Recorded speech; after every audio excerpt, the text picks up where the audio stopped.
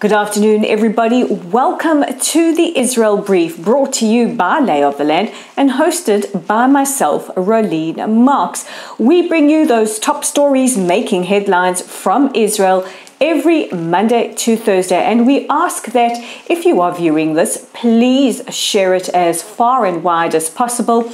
Many of you tell us that you don't get to see Israel's side of the story in the mainstream media, so we've got you covered on that. Please share the brief where you can.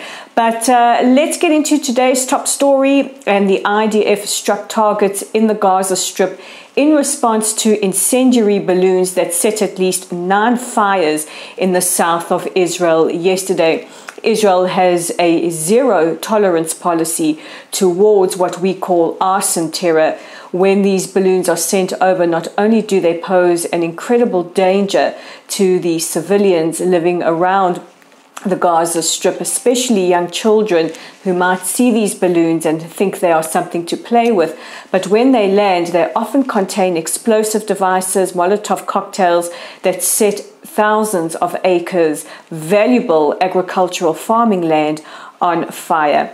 Some of the targets struck by the IDF include a weapons factory, an underground rocket launching site, as well as the opening of a tunnel.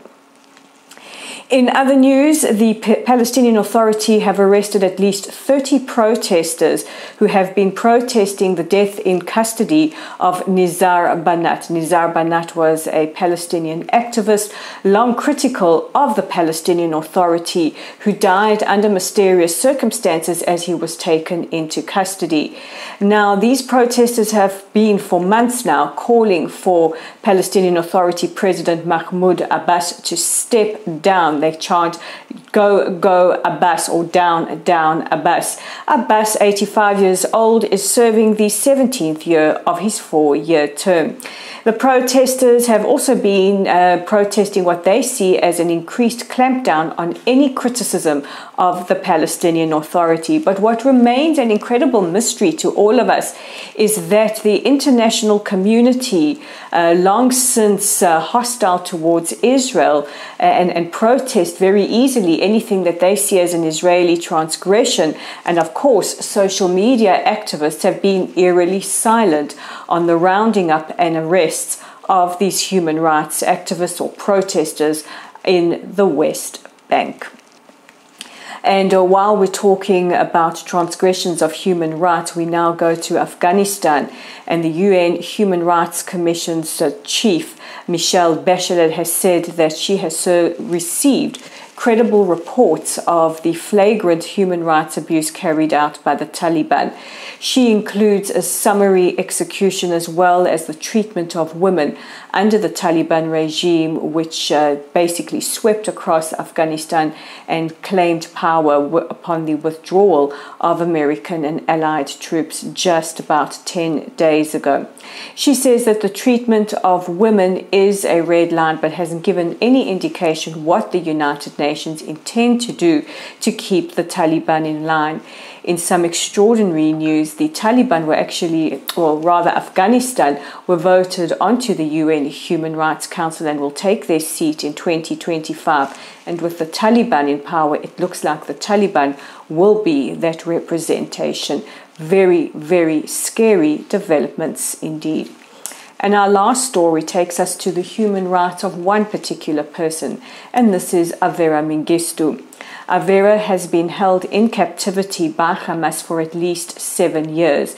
He is one of 2 civilians being held by Hamas, as well as the remains of Hadar Golden and Oran Shaul, who fell during Operation Cast Lead in 2014.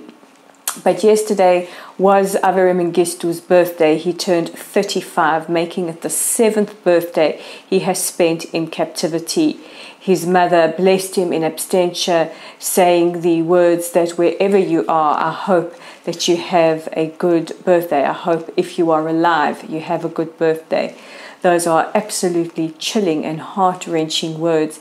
He has spent 2,541 days in captivity. So those are your top stories making headlines today.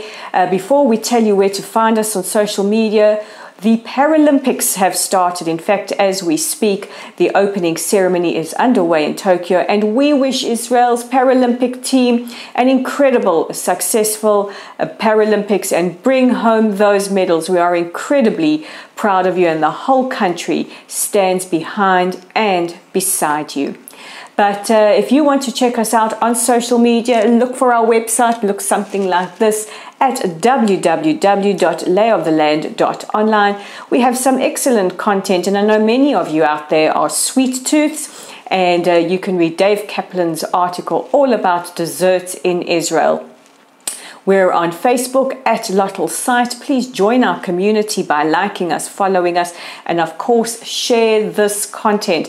Very often we are censored by Facebook because they see our kind of content as too conservative for them. So please, wherever you see us, help us out by sharing our content. And we're on YouTube. Our channel is The Israel Brief, and same rules apply.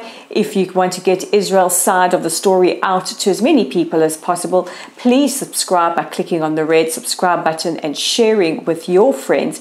And we are on Twitter at layoftheland5. That's at layoftheland5. And just a reminder that next week I will be in Los Angeles. I am there visiting the WITA Los Angeles Federation, and we'll be bringing you the Israel Brief, albeit on location. So from me, Rolene Marks, I want to wish you a safe and a healthy rest of your day wherever you are, and we'll check in with each other tomorrow.